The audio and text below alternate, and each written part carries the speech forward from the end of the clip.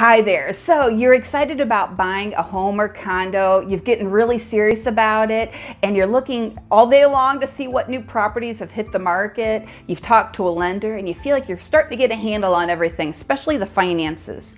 But then you start to see and hear these three pesky little letters, CDD.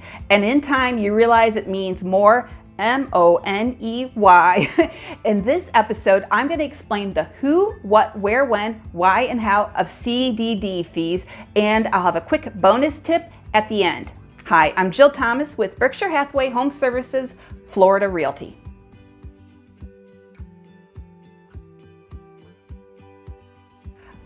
I understand buying a home is expensive and sometimes very overwhelming, and your head just swirls with a lot of information that you have to take in. This is the reason why I make these videos for you, to help kind of break it down. And one area that really throws people off are CDD fees. So let's dive in. Number one, what is a CDD fee? CDD stands for Community Development District, and I think you can see why we refer to it as a CDD fee, because saying Community Development District is a mouthful. All right, so when new construction goes into an area, someone has to pay for like new roads, sewer, water, landscaping, sprinklers, lighting, bike paths, conservation areas, and then other community features like parks, new schools, and fire stations. So who's involved with these CDD fees? Who are the players? Okay, so when a developer decides that they want to build out in an area, they go to the county and they request funds in the form of a bond to cover all those things that I just mentioned under the what that needs to be done to make, you know, this new community, this new neighborhood accessible and desirable. And then the bond is paid back via the CDD fees, and those are then collected from the homeowner. So we have the developer, the county, and then the homeowner. Number three, where are these CDDs levied? So where do you have to move to in order where you're going to be paying those fees? Okay, well, typically you think wherever you see new construction. So for instance, out in most of Lakewood Ranch or down in the West Villages in Venice or Northport, you can bank on there being CDD fees. And what's so nice about those fees too is you can thank the CDD fees for the beautiful and wide Lorraine Road that's going through Manatee and most of Sarasota County. But CDD fees are not attached to all new construction, so don't think new construction CDD fees. That's not necessarily the case.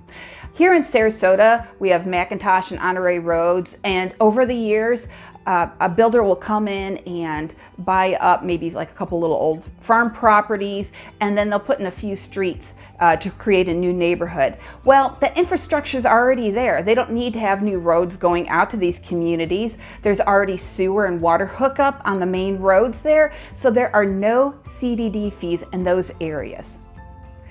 Number four, how are those CDDs paid and for how much? Okay, so if you're a homeowner and you buy in an area where there are CDD fees, you're going to pay that annually with your real estate property taxes. And the fees can range, you know, really anywhere from as low as $500 to several $1,000s a year. Number five, when do I stop paying the fees? Do they go on forever? No, they don't. Typically, they'll be paid after 30 years, and they stay with the house. Sometimes the bonds could even be 20 or 25 years, but typically they're 30 years. So let's suppose you buy a new home and you're paying $1,500 a year in CDD fees and you decide to sell. Then the new owners are going to take over that $1,500 a year payment. You're not required to pay it off yourself when you sell the home or anything like that. Now, you certainly can pay it off in advance, but I'm not aware of too many people who do that. Now, for you buyers out there, keep in mind that even though a 20-year-old home doesn't feel new anymore, if there's a CDD attached to it and there's a 30-year bond, when you buy that home, you're still paying those CDD fees for another 10 years. So just don't think, okay, new construction is the only time that I'm going to have to pay that fee. It can be on an older home. Number six, why CDD fees? Isn't there another way? Well, yes, there is. It's my understanding that outside of Florida, the developer typically absorbs those new expenses into the price of the home. So the home would be more expensive than what you'd be paying right now here. In the end, someone has to pay for these new expenses, and it will usually end up being the homeowner, no matter how you slice it.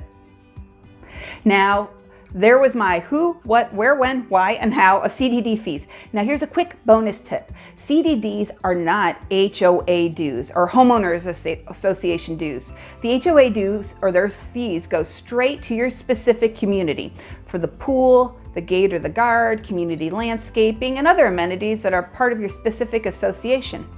So for instance, lately I've been in Lakewood National a lot, which is off of State Road 70 in Lakewood Ranch. Adjacent is Polo Run and Crestwind, and then across the street, Sapphire Point's going to go in soon. Each of these communities will have their own features and amenities that the HOA dues will cover. So for instance, Lakewood National has a golf course there. So when you pay your dues, you can be a part of the golf course. But the CDD fees will cover the roads, the sewer connection, water hookups, schools, and fire stations that all four of those communities are going to share. The HOA dues have no expiration date like the CDD fees will eventually have. Now this is just a quick nuts and bolts on CDD fees. If you need more information, please reach out to me. And if you're watching this on YouTube, please subscribe to my channel and hit that notification bell so you never miss a video. Thanks so much for watching. I'm Jill Thomas with Berkshire Hathaway Home Services, Florida Realty.